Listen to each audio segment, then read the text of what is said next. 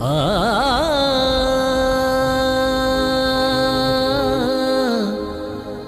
आ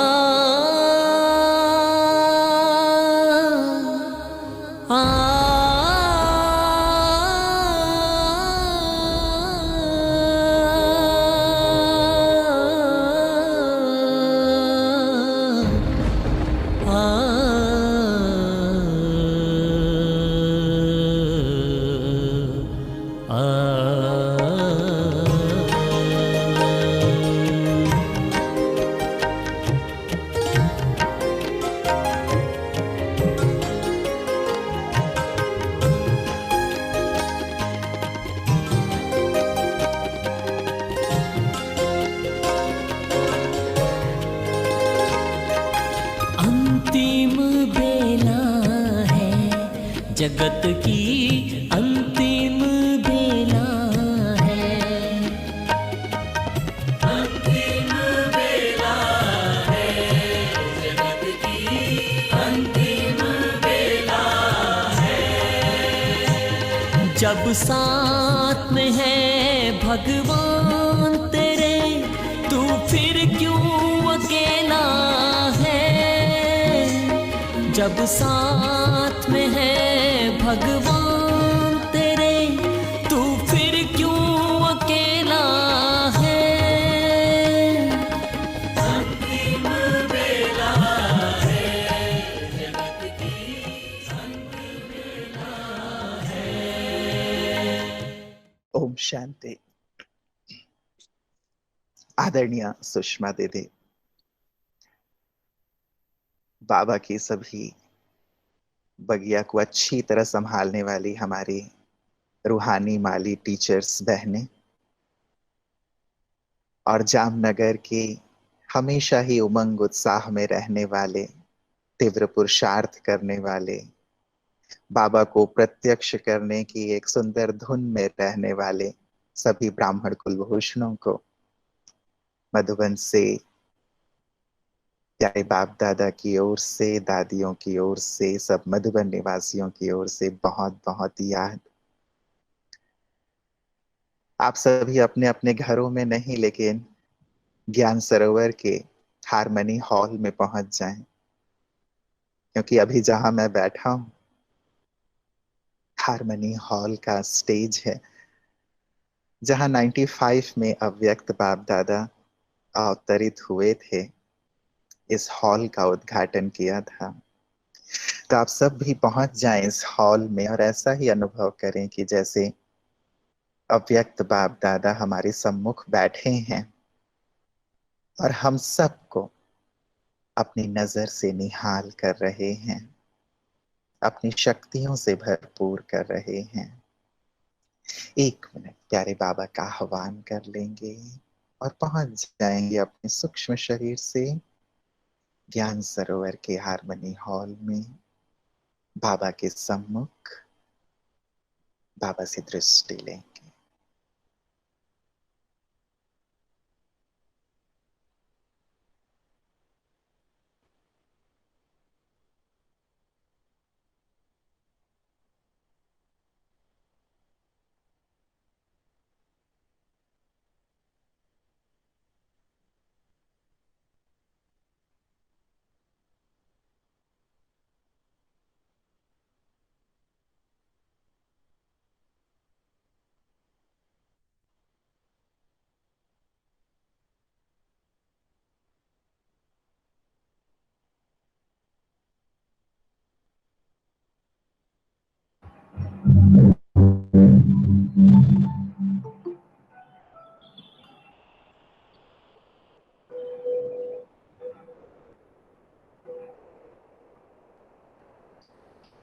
ओम शांति। विषय आज का बहुत ही सुंदर है। प्यारे बाप दादा की सम्मुख उपस्थिति में हम सब इस सुंदर विषय की चर्चा करेंगे जो बाबा ने ही हम सबको ज्ञान दिया है। अंतिम समय, अंतिम सेवा और अंतिम पुरुषार्थ। बाबा ने तो 1936 में जैसे ही बाबा अवतरित हुए तो ब्रह्मा बाबा को दिव्य साक्षात्कार करा के ये ज्ञान दे दिया कि बच्चे, अब ये पुरानी दुनिया जाने वाली है और नई दुनिया आने वाली है। अब अंतिम समय आ गया है, इसलिए नई दुनिया के लिए तैयारी करो। और तब से लेकर के हम सब सारे संसार को ये बताते आ रहे हैं कि अंतिम समय आ गया है, इसीलिए तैयारी करो, आने वाले समय की तैयारी करो, नवयुग की तैयारी करो। ये लगातार हम 1936 से सब आत्माओं को संदेश देते आ रहे हैं। पहले हम बोला करते थे, अब हम नहीं बोलते, लेकिन लोग बोल रहे हैं कि सचमुच अंतिम समय आ गया है। आप अपने आसपास भी सुनते ही होंगे कि कैसा विकट समय आ गया है, क्या परिस्थिति आ गई है, दुनिया का क्या होगा, ये बातें अब लोग कहते हैं। क्लाइमेटिक चेंज से जुड़े हुए जो रिसर्चर्स हैं, साइंटिस्ट हैं, अथॉरिटीज हैं, उन लोगों की कुछ समय पहले मीटिंग हुई और अपने ये चर्चा की कि जो इतना विशाल क्लाइमेटिक चेंज हो रहा है विश्व स्तर पर, क्या इसकी जानकारी संसार वालों को देनी चाहिए, लोगों को देनी चाहिए कि क्या होने जा रहा है विश्व का। ये सारे साइंटिस्ट हैं जो क्लाइमेटिक चेंज के बारे में रिसर्च कर रहे हैं।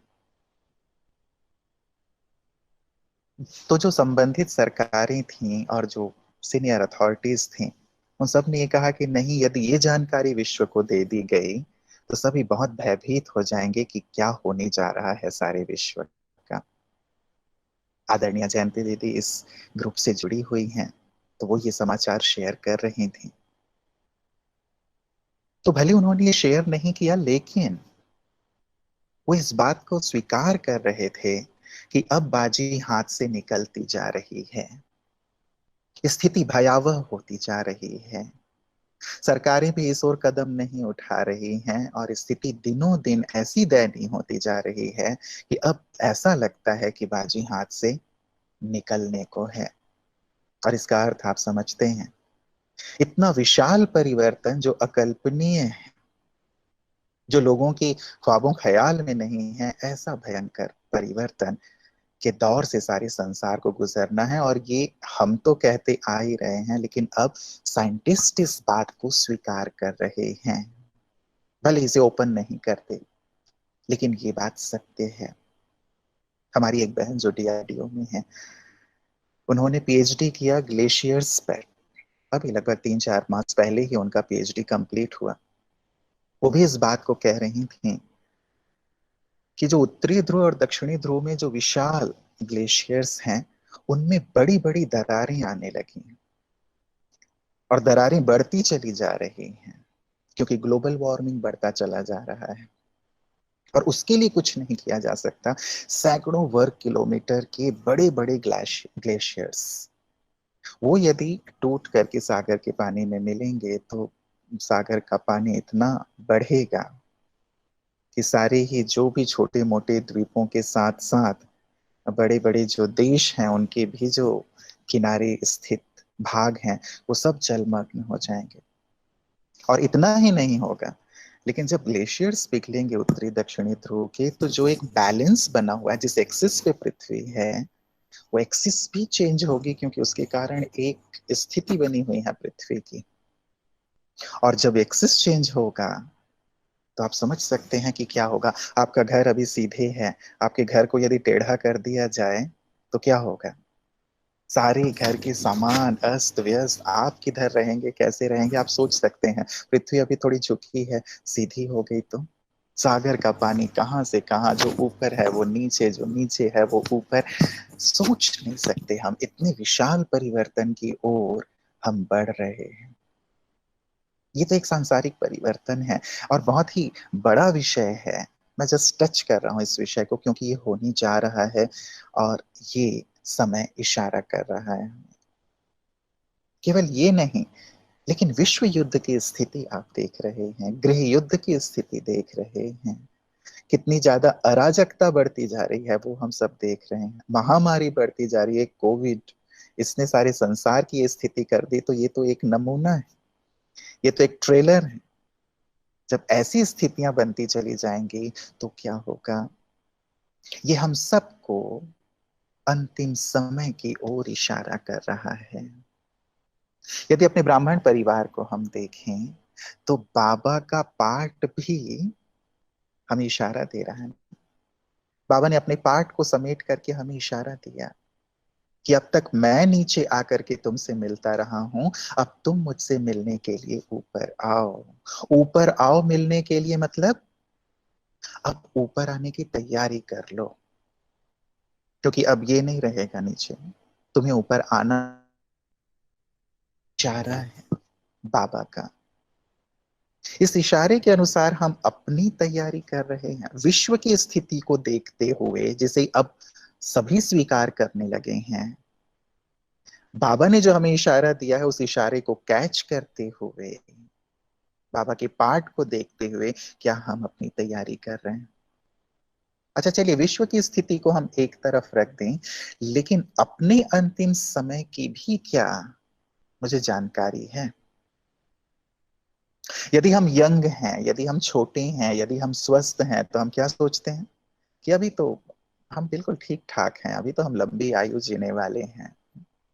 हम ये सोचते हैं जो बीमार है, जो बुजुर्ग हो गया है, वो अभी जाने वाले हैं। लेकिन आपने अपने आसपास देखा होगा, मैं भी अपने चारों तरफ देखता हूँ, जो बुजुर्ग हैं, बीमार हैं, वो जमे हुए हैं, और जो यंग हैं, बिल्कुल स्वस्थ हैं, चलते फिरते हैं, वो जा रहे हैं। अचानक पता चलता है यार, ये 25 साल का अच्छा खासा लड़का, ब्रेन में ट्यूमर है, कैंसर हो गया है, अचानक एक्सीडेंट हुआ और चल पड़ा।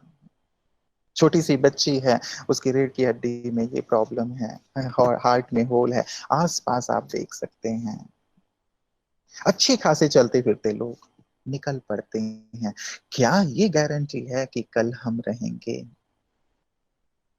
समय, कलयुग में काल का कोई नियम नहीं है, कभी भी कहीं भी किसी के पास भी आ सकता है। तो जब हम अंतिम समय कहते हैं तो इस बृहद रूप में तो देखते हैं, लेकिन मेरा अंतिम समय कब आ जाए उसके लिए क्या मैं तैयार हूं?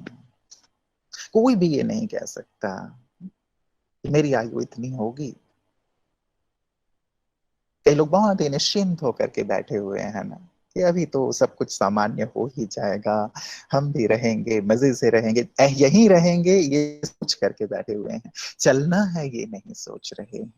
यहाँ रहें, आनंद में रहें, खुश रहें, अच्छी स्थिति में रहें, सबकी मदद करें, ये तो हमें करना ही है, लेकिन अंदर से अपनी तैयारी भी रखें।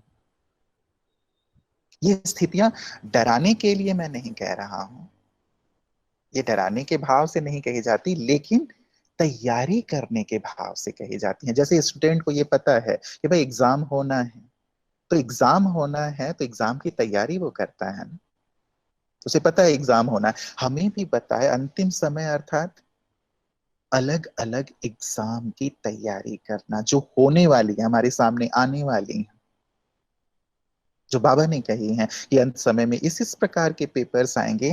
तो जब हम अंतिम समय कहते हैं तो देखें क्या इन पेपर्स के लिए हम तैयार हैं? मेरे साथ साथ आप चेक करते चलें। बाबा ने कहा अंत में पांचों ही जो विकार हैं फुल फोर्स में वार करेंगे। पेपर है हमारा, फुल फोर्स में वार करेंगे, अर्थात पांचों ही विकार। ऐसी ऐसी कामुक लोग हमारे आसपास आएंगे जिनकी दृष्टि वृत्ति ठीक नहीं है, जो केवल दैहिक भान वाले हैं, केवल देह को देख करके हमारे पास आए हैं, दैहिक भावना से कुछ ऊपर नीचे सोच करके। ऐसे लोग यदि सामने आते हैं,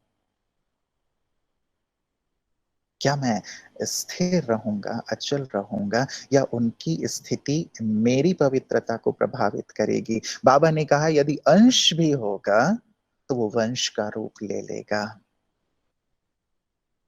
यदि मोह है, मोह विकराल रूप में होगा। अपने आसपास अपने लोगों को हम जाते हुए देखेंगे, दुखी होता हुआ देखेंगे, बीमारी में तड़पते हुए देखेंगे। क्या तब मेरी स्थिति एक रस रहेगी, स्थिर रहेगी? बाबा ने दिखाया था, कुछ लोगों को ऑपरेशन थिएटर में बाबा ले गए और 4-5 हमारी बहनें थीं। जैसे ही काटा, खून निकला, खून देखते ही ज्यादातर लोग बेहोश हो गए। बाबा ने कहा, बच्चे इतना थोड़ा सा खून देख के बेहोश हो गए तो अंत समय का सीन कैसे देखोगे? अपनों के साथ यदि ऐसा हो रहा है, क्या मैं निर्मोही स्थिति, नष्टो मोहा स्थिति में रह पाऊंगा? चेक करें, क्योंकि ये होना है। लोभ की स्थिति, क्या चीजें मुझे बांधेंगी, खींचेंगी? भुज में जब भूकंप आया था, आपने भी ये देखा होगा, ये एक व्यक्ति का फोटो आया था। भूकंप आ रहा है, अब सब लोग तो निकल गए, लेकिन उसको आया कि मेरे पास जो पैसे रखे हुए हैं लेकर के मैं निकलता हूँ। लेके निकल ही रहा था, धड़ाम से छत गिर गया। उसके पैसे बैग सहित बाहर, पैसे बिखरे हुए हैं, केवल हाथ दिखाई दे रहा है और सारा दबा हुआ है। ऐसी स्थिति में, जबकि ये पांचों विकारों की बात होगी, ना केवल 5 विकार लेकिन अन्य भी सूक्ष्म विकार हैं, आलस्य, अलबेलापन है, इन सबको भी बाबा कहते हैं। इन सब का अंश तो नहीं है, मैं अपने अंदर चेक करूं, और यदि है तो अभी मुझे चेंज करना है, चलाना नहीं है। यदि मैं चलाऊंगा तो बाबा ने कहा है अंत में चिल्लाना पड़ेगा। इसलिए गहराई से चेक करना है इस अंतिम समय में। मैं इन पेपर के लिए तैयार हूं, मेरे अंदर तो कोई सूक्ष्म रूप से ये विकार नहीं है। चेंज करें, ये टाइम बाबा ने दिया है हमें कि अपने आप को परिवर्तित कर लें। थोड़ा भी रिंचक मात्र कहीं दाग ना रहे, चलाएं नहीं। ये अभी तो टाइम है ना, अभी तो बड़े बड़े लोग भी नहीं बदले हैं, मैं भी बदल जाऊंगा ना? नहीं, अपने आप को परिवर्तित करें। बाबा ने कहा कि दूसरा एक बड़ा पेपर, पांचों ही तत्व विकराल रूप में होंगे। कहीं आंधी तूफान बाढ़, कहीं अकाल, कहीं भूकंप आ रहा है, कहीं ज्वालामुखी फट रही है। पांचों ही तत्वों के विकराल रूप को हम एक बार देखें। इन स्थितियों में क्या मेरी स्थिति अचल अडोल रहेगी, बाबा से तार जुड़े हुए रहेंगे, या फिर ये स्थिति मुझे डोलायमान कर देंगे? धरती हिल रही है, भूकंप आ रहा है, बहुत तेज हवा, हवा तूफान है जो सब कुछ उड़ा के ले जा रहा है। ऐसे में मैं क्या करूंगा? भागम भाग में लग जाऊंगा, या फिर अपने मन बुद्धि के तार को बाबा के साथ जोड़ के रखूंगा? हलचल में आ जाऊंगा, या फिर अचल स्थिति मेरी रहेगी? बाबा ने कहा है कि बच्चे ऐसे समय पे बाबा की याद में स्थित हो जाओ। स्थित होंगे जो बाबा की याद में, सुरक्षित रहेंगे, सेफ रहेंगे। बाबा ने कहा अंत समय में जो बाबा की याद में हैं, उनके कदम उधर ही जाएंगे जिधर सेफ्टी होगी। और जो याद में नहीं रहेंगे, हलचल में आएंगे, हा हाय हाय करने लगेंगे, क्या होगा, कैसे होगा, किधर जाऊं, किसको बचाऊं, ये करूं, बाबा उनके जिम्मेवार नहीं होंगे। देखिए, ये स्थिति है ना, इन स्थितियों के लिए हम कितने तैयार हैं। भीतर एक सुंदर सी लाइन है ना, मैं भीतर गया और मैं भीतर गया। भीतर जाएंगे तो तरेंगे, कनेक्टेड रहेंगे तो तरेंगे। बाबा ने कहा है यदि बाबा की याद रहेगी तो पानी, यदि बाढ़ का पानी तुम्हारी ओर बढ़ भी रहा है तो भी 2 फुट तक तुम्हारे पास आकर के रुक जाएगा, या तुम्हारे चरण छू करके चला जाएगा, याद में है तो। इसलिए याद में भी रहें, और साथ ही एक कार्य हम ये भी करते चलें, प्रकृति को बहुत सुंदर वाइब्रेशंस दें। प्रकृति हमारी माँ है जिसने हमारी पालना की है, अभी उसे हमारे प्योर वाइब्रेशंस की जरूरत है। हम उसे बहुत प्योर वाइब्रेशंस दिया करें योग में। तो अंत समय में जब वो इस प्रकार से तांडव कर रही होगी तो भी हम उस स्थिति में सुरक्षित रहेंगे। प्रकृति के तत्व पेपर के रूप में होंगे। कर्म भोग बीमारियां एक बड़ा पेपर होंगे। आपको पता है कि जब कभी भी शारीरिक बीमारी होती है, शरीर में दर्द हो रहा है, योग की स्थिति कैसी होती है? शरीर खींचता है ना। बाबा ने एग्जाम्पल दिया, लास्ट समय में भी कर्म भोग की स्थिति थी, लेकिन कर्म योग से विजय प्राप्त की। शरीर खींच रहा था, लेकिन बाबा की भी खींच थी, योग की एक उच्च अवस्था थी, जिससे कि उस पर विजय प्राप्त हुई। शरीर तो नहीं हमें बांधेगा। शरीर से हम कितने डिटैच रहते हैं, उस समय कितना हम इस शरीर के भान से परे, इस दर्द से भी मुक्त, इस शरीर के बंधन से मुक्त रह पाएंगे। ये भी ना बांधे, ये भी तो एक बड़ा पेपर होगा हमारे लिए। इविल सोल्स का बड़ा पेपर होगा। चारों ओर भटकती हुई आत्माएं हैं, और उस समय असमय मृत्यु बहुत होंगी। बाढ़ से, भूकंप से, सिविल वॉर से हो या वो हो, तो आत्माएं कहाँ जाएंगी? भटक रही होंगी। उनका इफेक्ट अंत समय बढ़ता चला जाएगा। बाबा ने कहा एक एक के पास 10-10, एक एक के शरीर में 10-10 आत्माएं प्रवेश कर लेंगी, ऐसी भी स्थिति बनेगी। हमारे पास भी आत्माएं शांति के लिए, मुक्ति के लिए आएंगी। तो तैयार हैं? डरेंगे तो नहीं उनसे? जो भूत प्रेत हैं, चुड़ैल हैं, बड़े बड़े दांत वाले, बड़े बड़े नाखून वाले, बड़े बड़े बाल वाले, यदि आपके सामने आ गया तो डरेंगे तो नहीं आप? क्या करेंगे? आप खुद तो मुक्त नहीं हो जाएंगे, आपको उनको मुक्त करना है। डर से हम खुद ही मुक्त ना हो जाएंगे, ये कौन आ गया हमारे सामने। खैर, ये उनका रूप नहीं होता, लेकिन किसी भी रूप में वो आए, लेकिन हम उन्हें मुक्ति देने वाले आएंगे। हमें मुक्त करना होगा। आह्वान हम उनका ना करें, लेकिन जैसे अगरबत्ती जलती है तो उसकी खुशबू तो चारों ओर फैलती ही है ना। आप मिठाई की दुकान के पास से गुजरते हैं, मिठाई वाला थोड़ी आपको बुलाता है कि आओ मिठाई खा के जाओ, लेकिन उसकी खुशबू तो आपको आती है ना। आप फ्लावर की जो भी है, रोज है, वहां से गुजरते हैं, गार्डन है, तो आप रोज तोड़े ना तोड़े, लेकिन खुशबू तो आपको मिलती है। हम भी एक सुंदर स्थिति में रहेंगे तो आत्माएं स्वतः मुक्त होंगी। लेकिन देखें, मैं चेक करने की बात कर रहा हूं, क्या हम तैयार हैं उन आत्माओं को भी मुक्ति देने के लिए? निश्चय की परीक्षा होगी अंत में, बाबा ने कहा। उस निश्चय की परीक्षा में हम संपूर्ण पास होंगे। एक परीक्षा हुई जब बेगरी पार्ट आई, बहुत सारी आत्माएं चली गई। एक परीक्षा आई जब बाबा अव्यक्त हुए, बाबा ने देह का त्याग किया।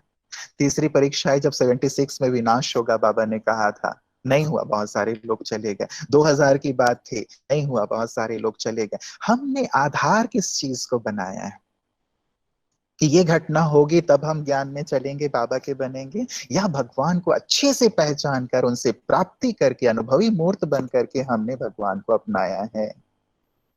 ऐसे ही बहुत सारे पेपर्स हैं, मैंने जस्ट आपको ग्लिम्स दिए हैं। अंतिम समय की जब बात करते हैं तो ये सारे अंतिम समय के पेपर्स हमारे सामने आने हैं। मैं तैयार हूं, पास विद ऑनर होने के लिए मैं तैयार हूं।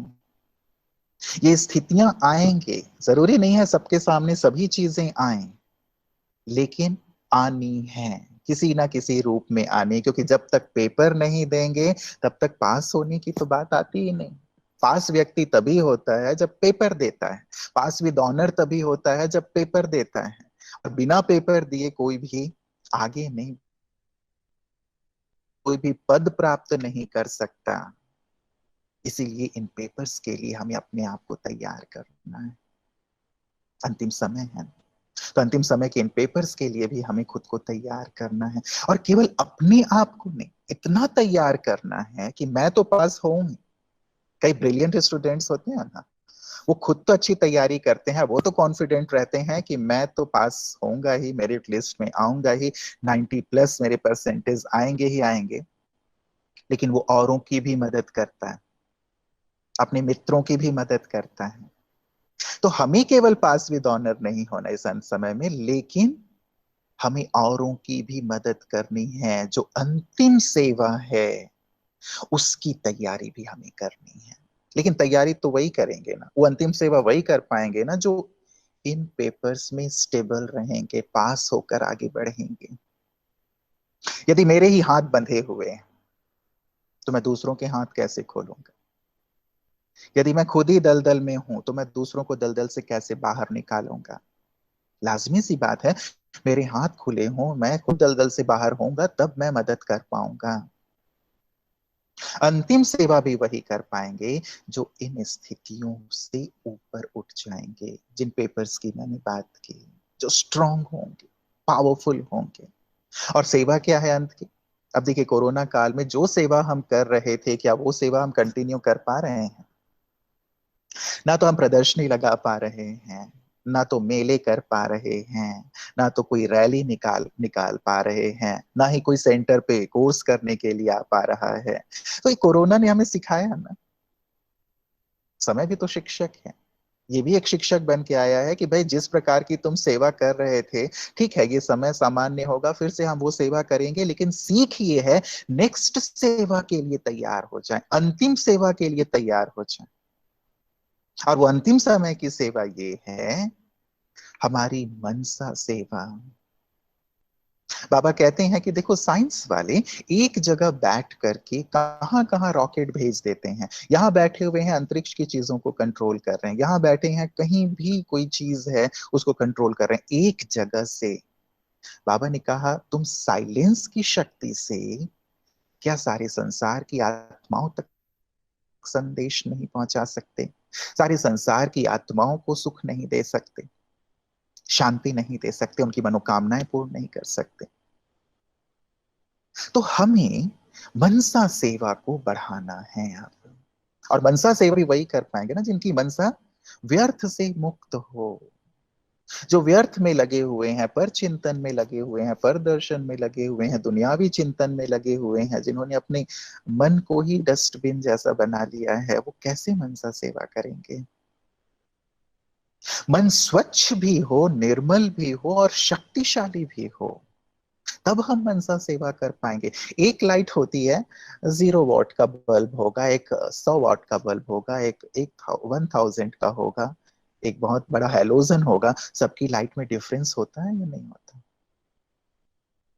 यदि मेरे अंदर ही व्यर्थ है, नेगेटिव है, मैं व्यर्थ और नेगेटिव में से ही जूझता रहता हूं अभी तक, कि मेरे व्यर्थ संकल्प बहुत चलते हैं, नेगेटिव संकल्प बहुत चलते हैं, तो मैं अपनी ही सेवा कर रहा हूं अभी। मैं विश्व की सेवा कब करूंगा? उठें, बाहर आए अब इस चीज से। बहुत अपने आप को हमने टाइम दिया। जब आप विश्व की सेवा में लग जाओगे, औरों के कल्याण में लग जाओगे, आपका खुद का व्यर्थ समाप्त हो जाएगा। खुद को तो बिजी करें हम। तो मनसा सेवा, मनसा से हमें सबके लिए शुभ भावना, शुभकामना का दान करना होगा, कल्याण का दान करना होगा, शक्तियों का, शांति का दान करना होगा। अपने अंतःवाहक शरीर से हम लोगों तक जाएंगे तो लोगों को ये फील होगा कि कोई फरिश्ता आया था जिसने मुझे शांति की अनुभूति कराई, जिसने मेरे रोग हर लिए, मेरी पीड़ा हर ली, जिसने मुझे मेरी सारी मनोकामनाएं पूरी कर दी। हम ही विघ्न विनाशक हैं। हमें अपने अंतवाहक शरीर से, अपनी मनसा सेवा से लोगों के विघ्न हरने होंगे, तभी तो लोग हमें विघ्न विनाशक कहेंगे। अपनी इस शक्ति से हमें लोगों के दुख और दर्द को दूर करना होगा, तभी तो लोग हमें मास्टर दुख हरता सुख करता कहेंगे। हमें लोगों की मनोकामनाएं पूर्ण करनी होंगी, तभी तो लोग हमें इष्ट के रूप में स्वीकार करेंगे। ये हमने किया है और अब हमें करना है। तैयारी ये है। लेकिन खुद से ऊपर उठना, मन को बहुत सशक्त बनाना होगा, समर्थ स्थिति में रहना होगा, समर्थ संकल्पों में रहना होगा, अपने आप को रहम की भावना से, शुभ भावना से बाबा की तरह भरना होगा। तब हमारे वाइब्रेशन सक जाएंगे। यदि किसी के लिए ईर्ष्या है, घृणा है, बदले की भावना है, तेरे मेरे की भावना है, बाबा कहते हैं ये दीवार बन जाती है तुम्हारे श्रेष्ठ वाइब्रेशन के मार्ग में। अब उठें। बहुत हो गया ना ये, बहुत हो गया। और इससे मिलेगा क्या हमें? जिन्हें अंतिम समय की सेवा के लिए तैयार होना है, जिन्हें करना है, तैयारी तो करनी पड़ती है ना। अभी से तैयार करें, अपने मन को सशक्त बना लें, अंतःवाहक शरीर से सब तक जाएं और अभी ही वाइब्रेशन देना शुरू करें। हम ही हैं जिन्होंने किया है। चाहे मुस्लिम धर्म हो या क्रिश्चियन धर्म हो, फरिश्तों को अभी तक वो मानते हैं कि फरिश्ते हमारे रक्षक हैं। फरिश्ते दाता हैं, फरिश्ते भगवान के दूत हैं, जिन्होंने हमें जीवन दिया, जिन्होंने हमें प्रकाश दिया, जिन्होंने हमें राह दिखाई, जिन्होंने हमारे सारे कष्ट दूर किए। ये सारी बातें मुस्लिम धर्म में, क्रिश्चियन धर्म में हैं। कौन है फरिश्ते? कहां से आएंगे? हम ही तो है ना। ये कयामत का समय है, तैयार कर लें। ये महाविनाश का काल है, खुद को तैयार कर लें इस सेवा के लिए। हर हर धर्म ग्रंथ में कहीं ना कहीं इस समय का वर्णन है, कयामत के समय का, महाविनाश के समय का, सृष्टि के अंत का या महाप्रलय का वर्णन है। यही वो समय है। तो मनसा सेवा हमें करनी होगी, ये अंतिम समय की सेवा है। दूसरी बात, हमें सेवा करनी होगी इन भटकती हुई आत्माओं को मुक्ति देने की। जैसे मैंने पहले भी कहा, करोड़ों आत्माएं भटक जाएंगी अंतरिक्ष में, अंधेरे में। कहां जाएंगे? कौन है मुक्तिदाता? बाबा ने कहा, मैं मुक्तिदाता और तुम मेरे बच्चे मास्टर मुक्तिदाता हो। तुम्हें मुक्ति देनी होगी सभी को। ये हमारी अंतिम समय की सेवा होगी। आत्माएं मुक्त होंगी हमारे श्रेष्ठ वाइब्रेशन से। आत्माएं मुक्त होंगी मेरे इस सुंदर भाव से कि मैं मास्टर मुक्तिदाता हूं, मास्टर भूतनाथ हूं। मैं खुद ही मास्टर भूतनाथ हूं, मतलब उन सब भूतों का भी नाथ हूं, जैसे बाबा को भूतनाथ कहते हैं। हमें मुक्त करना होगा, लेकिन मुक्ति वही दे पाएंगे जो स्वयं मुक्त होंगे। इंपॉर्टेंट बात है, मुक्ति वही देगा ना जो मुक्त होगा। यदि मैं अपने स्वभाव, संस्कार, आदत इन्हीं से मुक्त नहीं, अपने छोटे छोटे विचारों से, लौकिक बातों से मुक्त नहीं हूं, तो ये आत्माओं को मुक्त करना ये बहुत बड़ी सेवा है, हमें करनी है। इसके लिए अपनी तैयारी करें।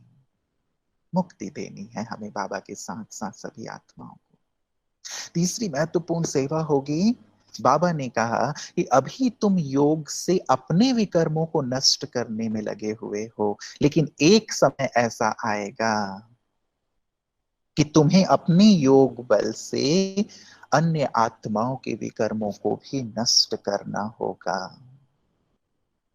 अन्य आत्माओं के विकर्म, अभी हम अपने योग बल से अपने विकर्मों को नष्ट कर रहे हैं, लेकिन बाबा ने कहा तुम्हें अपने योग से अन्य आत्माओं के विकर्मों को नष्ट करना होगा, तभी तो वो मुक्त होंगे। मुक्ति से यह कनेक्टेड पॉइंट है। ये बात बाबा ने तब कही थी जब मम्मा बाबा साकार में थे। यज्ञ में एक समर्पित बहन थी, उतनी सेवा नहीं करती थी, ज्ञान योग नहीं था, यज्ञ में थी, बस थी।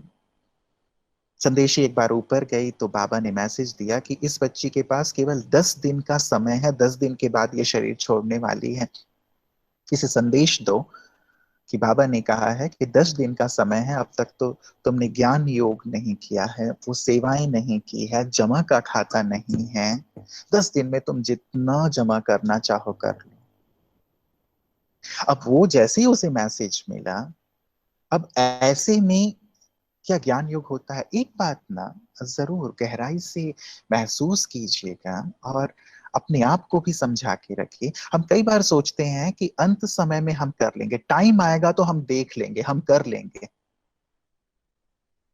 लेकिन जब टाइम आता है ना तो व्यक्ति नहीं कर पाता। अभी सोचिए, इतना अच्छा वातावरण है, मैं अपने घर में हूं, मैं अपने सेंटर में हूं, मैं बाबा के रूम में बैठता हूं और वहां बैठ के भी मेरा योग नहीं लगता, वहां बैठ के भी मेरा मन यहां वहां भागता रहता है। एकांत में हूं, बाबा के कमरे में हूं, पर्पजली मैं योग करने के लिए बैठा हूं, फिर भी मेरा योग नहीं लग रहा है।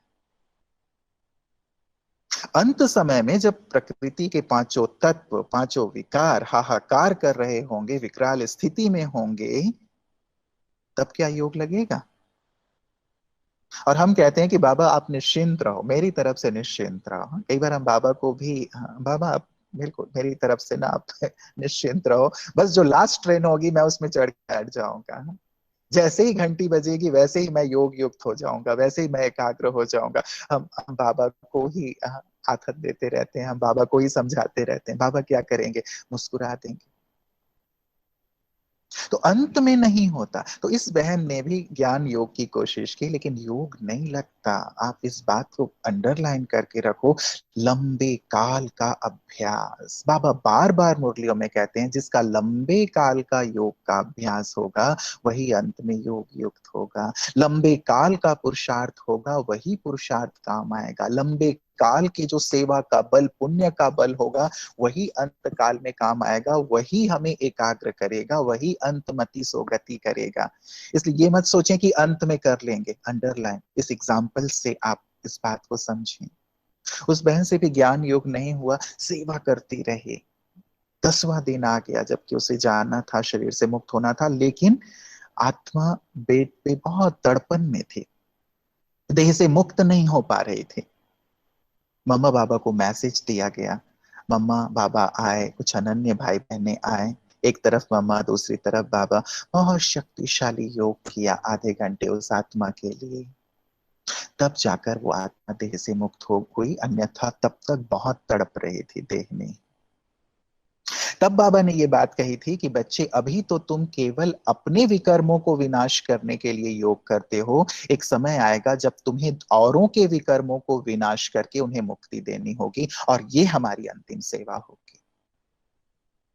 जबकि आत्माओं के लिए हमें अपने योग का दान देना होगा, उन आत्माओं को अपनी शक्ति से मुक्ति देनी होगी, उन आत्माओं के विकर्मों को दग्ध करना होगा। इतना योग है, या बस हम 1 घंटे 2 घंटे योग करके खुश हो जाते हैं कि आज हमने बहुत अच्छा कर लिया। इतना योग बल जमा है, कर रहे हैं कि इन सब आत्माओं को भी हम मुक्त कर पाए। विचार करें, पूर्वज हैं हम, आधार मूर्त हैं, उद्धार मूर्त हैं, और भगवान ने हमारे सिर पर जिम्मेवारी का ताज रखा है कि बच्चे तुम्हें करना है, तुम निमित्त हो। अब जो जो इस ताज को पहन लेंगे वही भविष्य के ताजधारी होंगे। जो संगम युग में करेंगे वही तो भविष्य में मिलेगा। कल की मुरली में भी बाबा ने कहा था, आपको याद होगा, अभी करेंगे भविष्य में मिलेगा। इसीलिए हमें इस ताज को पहनना है, औरों के विकर्मों को विनाश करने के लिए योग बल जमा करना है। ऐसे नहीं कि अभी हम खुद ही अपने विकर्मों के विनाश में लगे हुए हैं, वो तो हम करें, लेकिन और विकर्म ना करते चलें। हम योग करते हैं, साथ साथ छोटे मोटे विकर्म भी करते रहते हैं। तो यदि विकर्म कर रहे हैं, योग कर रहे हैं, तो वो तो बैलेंस होता जा रहा है, जमा कहाँ हो रहा है। जमा करते चलें। अंतिम समय की हमारी और सेवा होगी, दृष्टि से, चलन से, चेहरे से सेवा। दृष्टि, चलन, चेहरा। बाबा ने कहा, तुम्हारी आंखें जादू की डिब्बी बन जाएंगी, तुम्हारी आंखों में लोग देखेंगे और जैसे उन्हें साक्षात्कार होने लगेगा, अपने आप को भूल जाएंगे। तुम्हारे मस्तक को देखेंगे, उन्हें भविष्य का साक्षात्कार होगा, अपने जीवन का साक्षात्कार होगा, परमात्मा साक्षात्कार होगा। तुम्हारे चलन से, तुम्हारे चेहरे से ये सेवा होगी। तुम चलते फिरते लाइट हाउस, माइट हाउस बन जाओगे, चलते फिरते म्यूजियम बन जाओगे। ये बात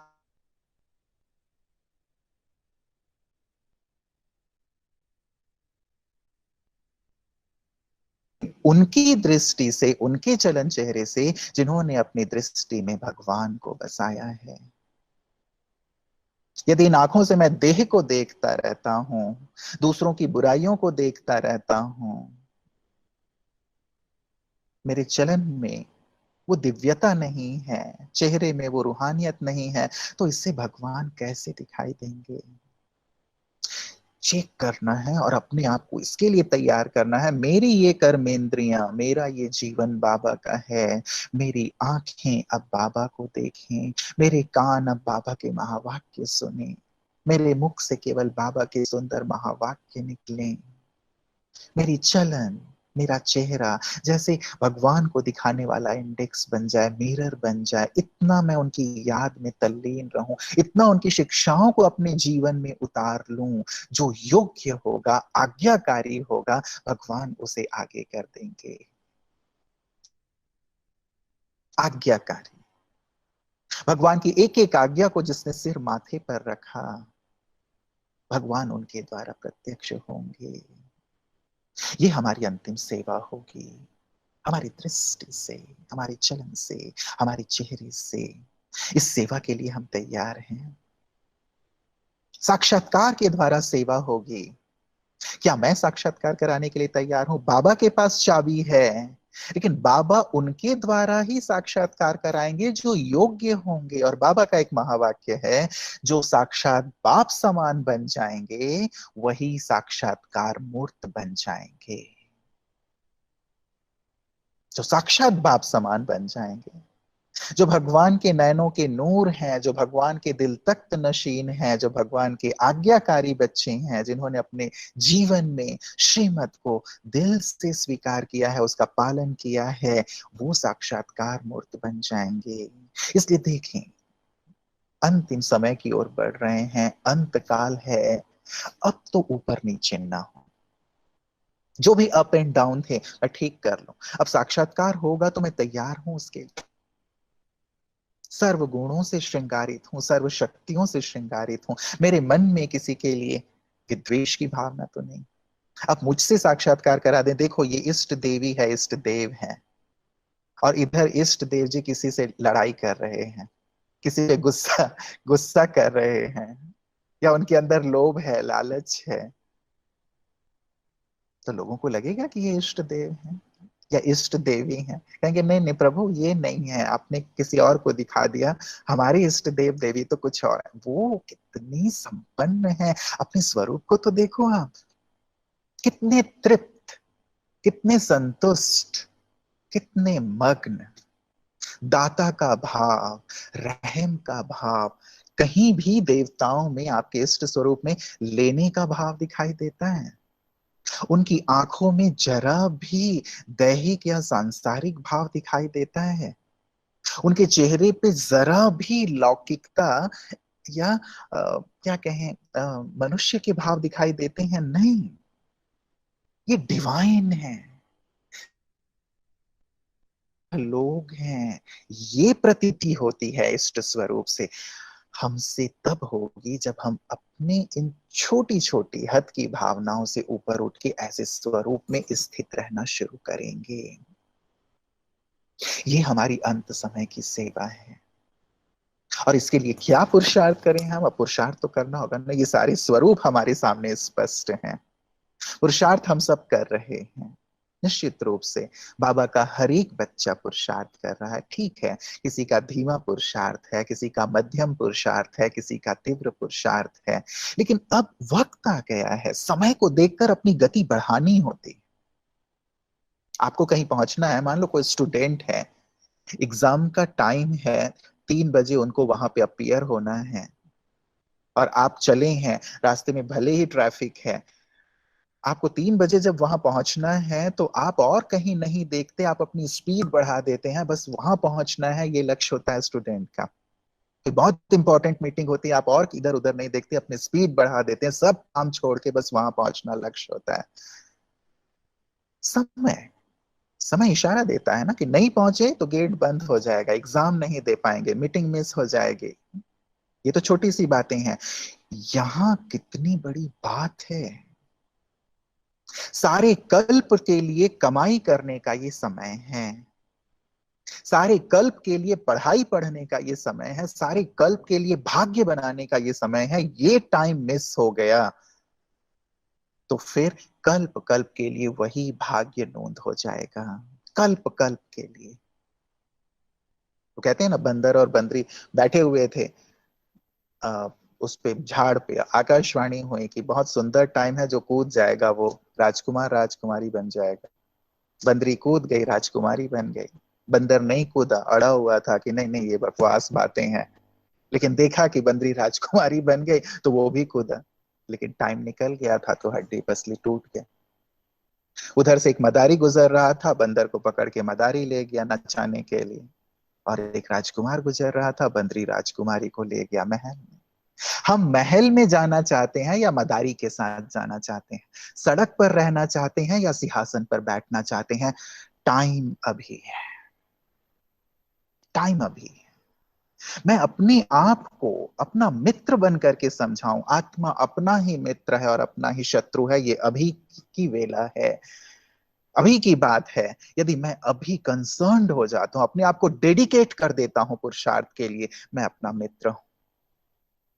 और इतना ज्ञान स्पष्ट होते हुए भी, सब जानते समझते हुए भी आलस्य में हूं, अलबेलेपन की चादर ओढ़ करके सो रहा हूं, मैं अपना शत्रु हूं। कल्प कल्प के लिए मैं अपने आप को जैसे दलदल में डाल रहा हूं, पश्चाताप की ओर धकेल रहा हूं। पश्चाताप के आंसू बहुत बहुत कठिन दौर है वो, बहुत ज्यादा। जिसको बाबा कहते हैं खून के आंसू रोने पड़ते हैं। किसी बच्चे के साथ ना हो। बाबा तो प्यार के सागर है ना, रहम के सागर है ना। वो तो कह रहे हैं, लेकिन रहम मुझे खुद अपने ऊपर करना है, समय को देखते हुए अब अपने पुरुषार्थ को तीव्र कर देना है। क्या करेंगे अंतिम पुरुषार्थ के लिए? पहली तो ना एक डूज और डोंट्स की लिस्ट बनाई, समय के अनुसार। अब मुझे ये करना है और ये नहीं करना है।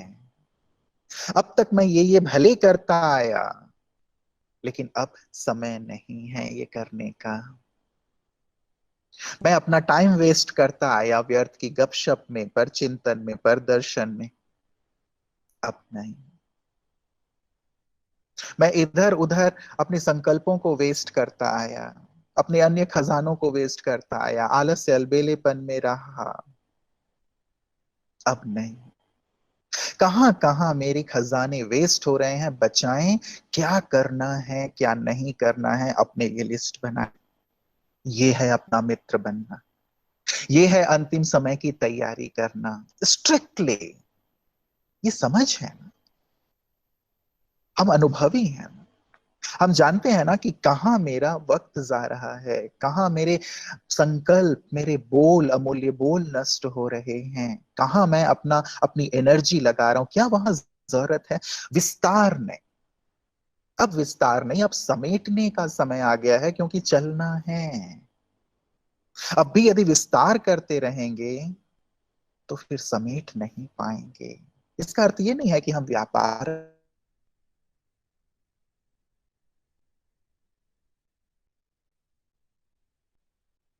मन से विस्तार ना हो। स्थूल में भी जितना हो सके उतना विस्तार न करके अपने आप को समेटते चलें।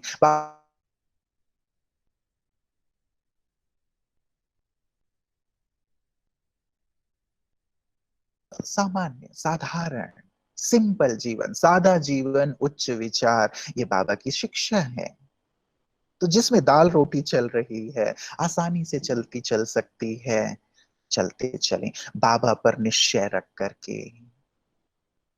क्योंकि अभी नहीं, सारे कल्प को ध्यान में रख करके हमें वर्तमान के अनुसार अपनी प्लानिंग करनी है। इसीलिए आज के इस क्लास से मैं यही चाहूंगा कि आप तैयारी में ये कार्य जरूर करें। ये मेरे डूज हैं, ये मुझे करना है अब संगम युग में, इस अंतिम समय को ध्यान में रखकर। और ये नहीं करना है, ये आपको ही करना है। क्योंकि आप जानते हैं कि आप कहां अपने आप को लगा रहे हैं, कहां लगा सकते हैं। विश्वास मानिए, अभी हम जो पुरुषार्थ कर रहे हैं उससे 10 गुना ज्यादा हम पुरुषार्थ कर सकते, कम से कम 10 गुना। लेकिन हमने खुद ही अपने आप को उलझाया है, खुद ही कहीं ना कहीं हम लग गए हैं जहां जरूरत नहीं है। देखें, चेक करें, वहां से विड्रॉ करें और अपने आप को श्रेष्ठ पुरुषार्थ की ओर ले चलें। तब हम अंतिम सुंदर तैयारी कर पाएंगे। दूसरी एक महत्वपूर्ण बात, हमारे यज्ञ में सबसे पहले जो संपूर्ण बने वो मम्मा, मम्मा। और मम्मा के यदि जीवन को, उनके पुरुषार्थ को आप स्टडी करो, गहराई से देखो, तो उनकी अन्य धारणाओं के साथ एक बहुत ही गहन और सूक्ष्म धारणा दिखाई देती, जिसे उन्होंने अपने स्लोगन के रूप में रखा था, हर घड़ी को अंतिम घड़ी समझो। हर घड़ी जैसे अंतिम घड़ी है। अब जिसके चित्त में ये बात समाई हुई है कि हर घड़ी अंतिम घड़ी है, क्या वो कहीं भी उलझ सकता है? क्या उसके मन में व्यर्थ आ सकता है? इसे अपने पुरुषार्थ में शामिल करें। मेरे पास केवल आज का एक दिन है। बहुत लंबा चौड़ा मत सोचें, लंबे चौड़े में हम बहुत कुछ सोचने लगते हैं। यदि मेरे पास केवल एक दिन है, मामा तो हर घड़ी को अंतिम घड़ी कहती थी, लेकिन एक दिन यदि मेरे पास है, मान लीजिए मेरे पास कल का दिन है, केवल कल का दिन, भगवान ने मुझे एक दिन दिया है, तो मैं उस एक दिन में क्या क्या करूंगा? रात को मुझे जाना होगा बाबा के साथ शरीर छोड़ करके, तो उस एक दिन में मैं क्या क्या करूंगा? क्या व्यर्थ में अपना टाइम लगाऊंगा, इधर उधर देखूंगा, किसी की निंदा करूंगा, ग्लानि करूंगा, चुगली करूंगा, अपनी अन्य जो आदत संस्कार हैं उनके वश होकर के रहूंगा, टीवी में लगा रहूंगा, मोबाइल में लगा रहूंगा? या फिर मैं अपने उस 24 घंटे के एक एक सेकेंड को बाबा की याद और सेवा में यूज करूंगा? आप खुद अपने आप से बात करो। एक दिन कल भगवान ने मुझे दिया, एक दिन की प्लानिंग कीजिए, मैं सुबह से लेके रात तक क्या क्या फिर करूंगा? बस एक दिन है मेरे पास, कैसे मैं सबकी को सहयोग दूंगा, सबसे अच्छा व्यवहार करूंगा, अच्छे शब्द बोलूंगा, बाबा की निरंतर याद में उनके साथ रहूंगा, भोजन करूं या स्नान करूं या अपने कार्य करूं, मैं सब कुछ करूंगा, लेकिन कैसे मुझे स्मृति रहेगी कि बस आज का दिन है, जो भी वक्त है मैं सबको सुख दूं, शांति दूं, आनंद दूं। किसी से यदि कोई मेरी झगड़े वाली बात हो गई है, मैं उनसे क्षमा मांग लूं, क्षमा कर दूं, अपने आप को हल्का कर लूं, औरों को हल्का कर दूं। ये भाव रहेगा, या ये भाव रहेगा कि देख लूंगा इसको, इसने मुझे सताया है, इसने ये किया है, इसने मेरे रास्ते में गड्ढे खोदे हैं, मैं भी ना देखता हूं। क्या ये भाव रहेगा? नहीं। हम बाबा जैसे हो जाएंगे, बाबा के पद चिन्हों पे चलने वाले हो जाएंगे, निखर जाएंगे। ये अंतिम समय के पुरुषार्थ की तैयारी है। ये पुरुषार्थ है हमारा कि हम अपने आप को पूरी तरह डिटैच कर लेंगे, समेट लेंगे, जिसकी जरूरत है अंतिम समय में समेट लेंगे। ना देखना, ना सुनना, ना बोलना, व्यर्थ, अनावश्यक, नेगेटिव, इन सब से मुक्त होकर आत्मा अंतर्मुखी हो जाएगी।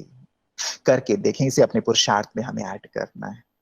अंतिम समय का पुरुषार्थ ये भी है, जिसे बाबा कहते हैं, जो तुम्हारा पहला पाठ है वही तुम्हारा अंतिम पाठ है, अर्थात सेकंड में अशरीरी हो जाना। कल भी बाबा ने कहा ना, ड्रेस टाइट ना हो, लूज हो। लूज ड्रेस पहनेंगे तो कभी भी उतार सकते हैं, कभी भी पहन सकते हैं, और यदि टाइट ड्रेस पहना हुआ होगा तो उसे उतारना मुश्किल हो जाएगा। इसीलिए बार बार जाने और आने का, जाने और आने का अभ्यास करें। मैं इस देह में आई हूं, मेहमान हूं, इस देह में भी मेहमान हूं, इस संसार में भी मेहमान हूं, और मेहमान कहीं भी अटैच्ड नहीं होता। मेहमान किसी चीज को अपना नहीं मानता। मेहमान कोई चीज उठा के नहीं लाता। आप किसी के घर जाते हो मेहमान बन के, तो उसके बर्तन, उसके सोफा सेट, उसकी टीवी, उसकी और जो अच्छी चीजें उसको उठा के ले आते हो क्या आप? हाँ? ऐसा तो नहीं करते ना। आप मेहमान हो, जाते हो, उन सबको एंजॉय करते हो आप। ऐसा नहीं कि आप एंजॉय नहीं करते। आप वहां जाके टेलीविजन भी देखते हो, सोफा सेट का भी आनंद लेते हो, वहां जो अच्छा डनलप का गद्दा लगा हुआ है उसमें भी आप सोते हो, किचन में अच्छी अच्छी चीजें बना के भी आप खाते हो। लेकिन आप एंजॉय करते हैं, आनंद लेते हैं, सुख लेते हैं, but at the same time you are detached, क्योंकि आप मेहमान हो। मैं आया हूं, जाऊंगा। मैं ऊपर से आया हूं, जाना है। और अब तो ये पूरा काल चक्र मुझे याद दिला रहा है ना, आए थे जहां से अब वहीं चलना है, चलना है। और बाबा ने कहा है, तुमने महाकाल को बुलाया है, महाकाल को, मैं तुमको लेने के लिए आया हूं। या तो प्यार से तैयार हो जाओ, और नहीं तो बाबा के बहुत ही कड़े महावाक्य हैं, मैं तुमको मार पीट के, तुम्हारे शरीरों को आग लगा के भी तुमको साथ ले जाऊंगा, लेकिन ले जाऊंगा। महाकाल है वो। तो हम प्यार से तैयार हो जाए ना, जिद्दी बच्चे की तरह ना रहे कि नहीं नहीं मैं तो नहीं जाऊंगा। जाना है, तैयारी। तैयारी तो अशरीरी होने की अभ्यास को बहुत डीपली करें। बाबा ने कहा है न केवल आत्मा लेकिन आत्मिक दृष्टि, सबके लिए आत्मिक दृष्टि का एक सुंदर महावाक्य है। जब तुम्हारी आत्मिक दृष्टि नेचुरल हो जाएगी, तभी संसार में नेचुरल कैलेमिटीज होंगे। जब तुम्हारी आत्मिक दृष्टि नेचुरल हो जाएगी, तभी संसार के आत्माओं की दृष्टि तुम्हारे ऊपर पड़ेगी, तुम चमकते हुए सितारों पर पड़ेगी और प्रत्यक्षता होगी। इसलिए ऐसे डिटैच होने की प्रैक्टिस, जिसको बाबा पिछले कुछ दिनों की मुरलियों में कह रहे हैं, तुम इतने अशरीरी हो जाओ कि जैसे संसार है ही नहीं, बस मैं आत्मा। ऐसी डीप प्रैक्टिस हम लोगों को करना है। ये हमारी अंतिम समय की तैयारी है, अंतिम पुरुषार्थ है। इसके साथ साथ हमें पुरुषार्थ करना है बाबा को साथी बना के रखने की, साक्षी रहने की, सकाश देने की। बाबा साथी कंबाइंड हो जाएं, एक पल के लिए भी अब उससे अलग नहीं। बाबा साथ है, सब सहज है, सब सरल है। और अकेला हूं तो परेशान हूं, दुखी हूं, भगवान मुझे साथ दे रहे हैं, वो मेरी छत्र छाया हैं, वो ये कह रहे हैं कि अपने सब बोझ और चिंताएं मुझे दे दो, मैं तुम्हारा साथ देने के लिए हूं, मैं तुम्हारे लिए खाली हूं, मैं तुम्हारा माता पिता हूं, तुम मेरी मदद लो। कंबाइंड, कंबाइंड हो जाए। साथी है वो हमारा, ऐसा साथी जिसने वचन दिया है, गारंटी दी है कि सारी दुनिया तुम्हें छोड़ दे, लोग तुम्हें छोड़ दें, कोई तुम्हारे काम आए ना आए, मैं तुम्हारे साथ रहूंगा, अंत तक तुम्हारे साथ रहूंगा, तुम्हें अपने पलकों पे बिठा के ले जाऊंगा। ऐसा वायदा, ऐसी गारंटी क्या कोई दे सकता है? जीवन साथी भी हैं हमारे, जिनसे हमने शादी किया, विवाह किया, पूरी गारंटी दे सकते हैं कि मैं तुम्हारे साथ साथ ही चलूंगा, मैं तुमको साथ लेके ही चलूंगा, मैं तुम्हारे दुख हर लूंगा। क्या कोई ऐसी गारंटी दे सकता है? नहीं। इसलिए वो मेरा सच्चा शुभ चिंतक है, मेरा सच्चा हितैषी है, मेरा मित्र है। साथी बन जाएं, कंबाइंड हो जाएं, एक पल के लिए भी उससे जुदा नहीं।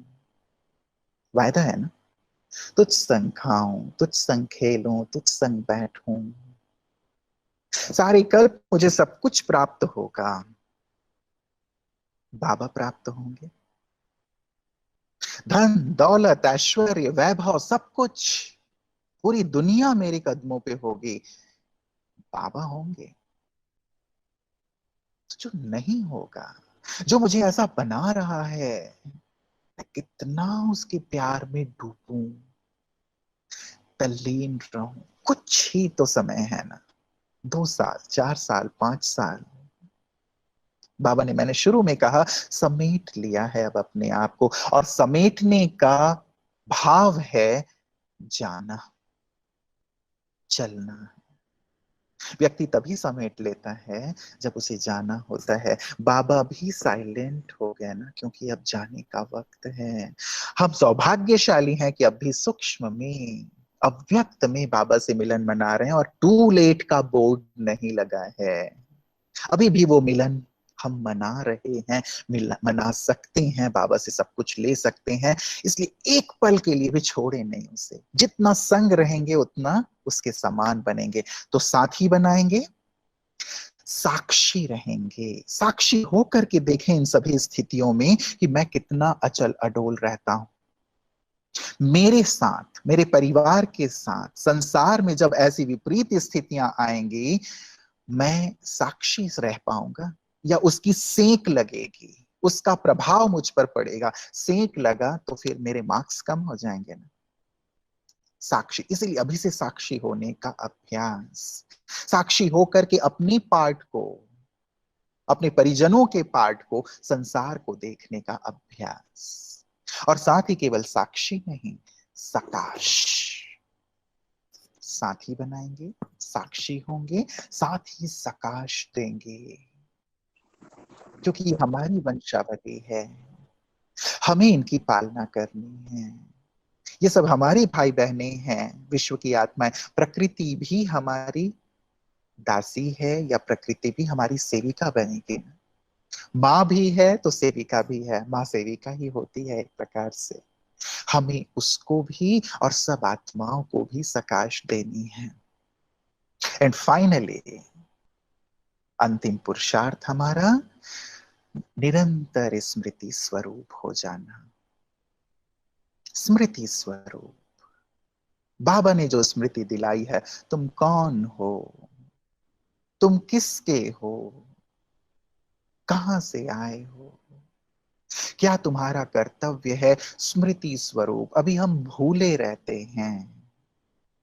केवल मेरा एक छोटा सा परिवार, मेरा छोटा सा व्यवसाय, मेरी छोटी सी जिम्मेवारी, कौन हूं मैं, स्मृति स्वरूप हो सकते। स्मृति स्वरूप होंगे तभी हम नष्टो मोहा हो पाएंगे। स्मृति स्वरूप और नष्ट मोहा का कनेक्शन है।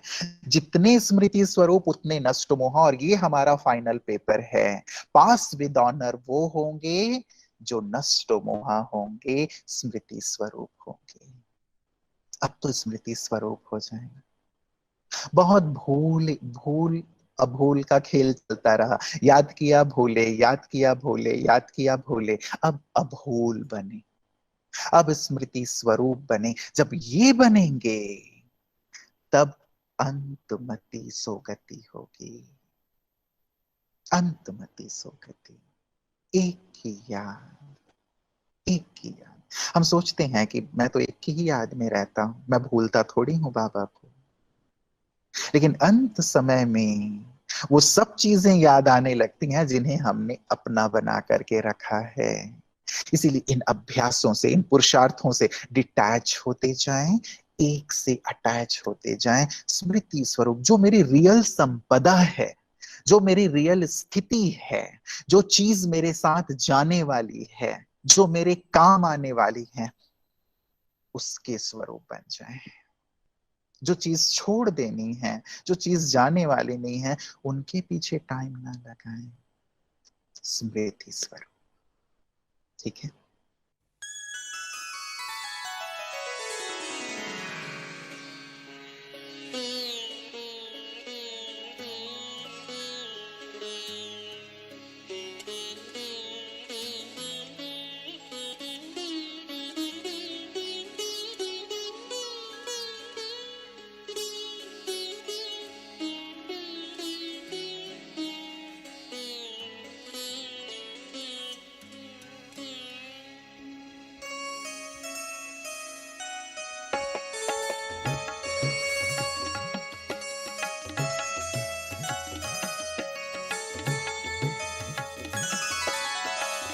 अंतिम घड़ियाँ आ पहुँची हैं, कुछ ही क्षण रह बाकी हैं।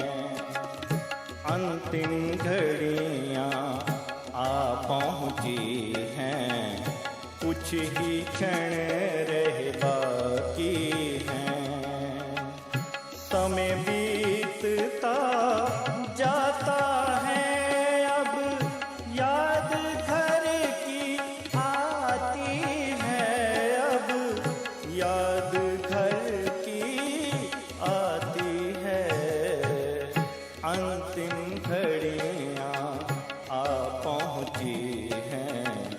कुछ ही क्षण रह